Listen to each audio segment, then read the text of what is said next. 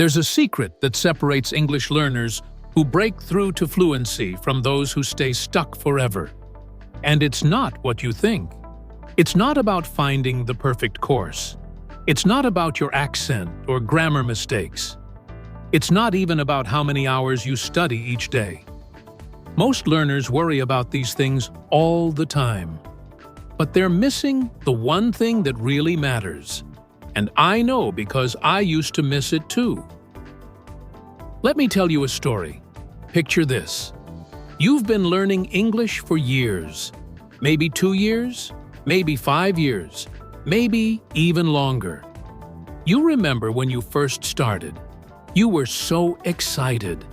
You had big dreams about speaking like a native speaker one day. You bought courses. You downloaded apps like Duolingo. You watched YouTube videos every day. You even bought expensive textbooks. At first, everything felt possible. You thought, in 6 months, I'll be fluent. But then reality hits you hard. Conversation still feels scary and awkward. You freeze up when your boss asks you a question in English. You practice what you want to say in your head. But when the moment comes, the words just don't come out right. Does this sound familiar? I bet it does. Here's what happens next for most people, and maybe this is happening to you right now too. They start blaming their method. Maybe I need a different teacher. They start blaming their brain. I'm just not smart enough for languages. They start blaming their life.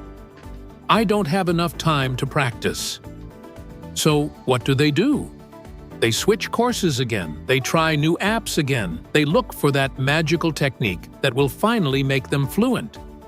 They think, maybe this time will be different. But guess what? Nothing changes. They're stuck in the same place. They make the same mistake over and over again. And they don't even know what the mistake is. Want to know what that mistake is? I'm going to tell you right now. They're trying to speak English without knowing what English success actually looks like for them personally. Let me explain this better. When you say you want to be fluent, what does that really mean? Think about it for a second. Does it mean being able to order coffee at Starbucks without feeling nervous? Does it mean giving presentations at work without shaking? Does it mean having deep conversations with your friends about life? Does it mean understanding every single word in an English movie? The answer to this question matters more than you think. Much more. Because here's the truth that nobody talks about. Fluency isn't one thing. It's not like a switch that you turn on one day. It's not a destination that you arrive at and then you're done forever. Fluency is a direction. It's a path you walk on. And that path is different for every single person, depending on what you actually need English for in your real life. Think about this. The person who needs English for business meetings doesn't need the same skills as someone who wants to talk to their boyfriend's family at dinner. The student who's preparing for university needs different English than someone who just wants to travel around the world and make friends. But here's the problem. Most people never sit down and think about what fluency means for their own life. They never ask themselves this important question. So they try to study everything at the same time. And when you try to learn everything, you end up learning nothing well. They work on pronunciation when they really need confidence to speak up. They memorize long lists of vocabulary when they really need conversation practice. They study grammar rules when they really need to stop being afraid of making mistakes. It's like they're running around in circles because they don't know where the finish line is. They don't have a clear target to aim for. This is why I always start with one simple but powerful question. What does English success look like for you? Not for your friend. Not for other students. For you. Specifically. Let me give you some examples to help you think about this. Maybe English success for you means walking into your boss's office next month and explaining that great idea you've been thinking about for so long.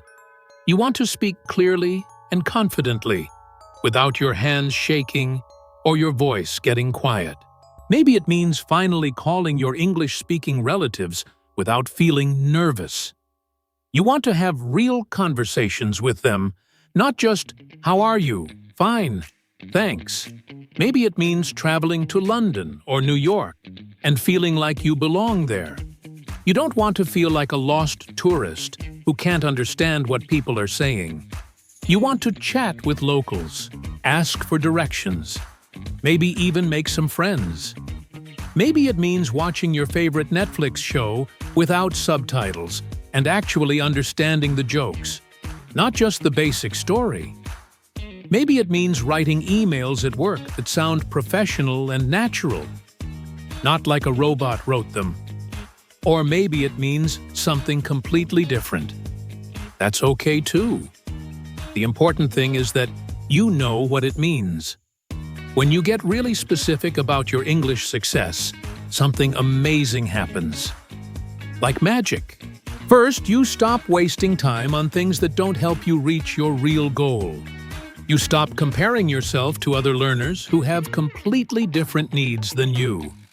You stop feeling bad about yourself when you can't do things that aren't even important for your life. Second, you start making progress that actually feels good and meaningful. Because now, you're not just studying English for no reason.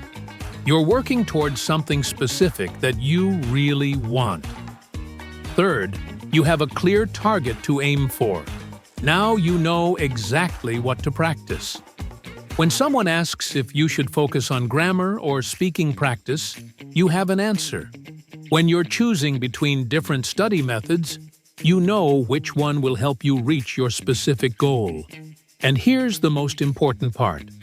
When things get difficult, and believe me, they will get difficult sometimes, you don't give up like most people do.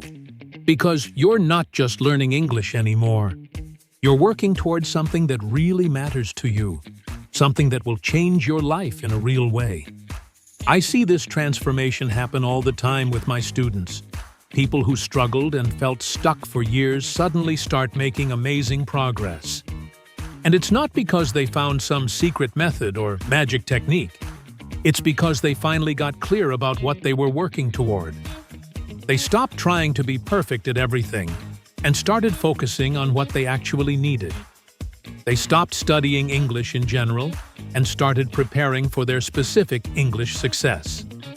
So here's what I want you to do right now. This is important.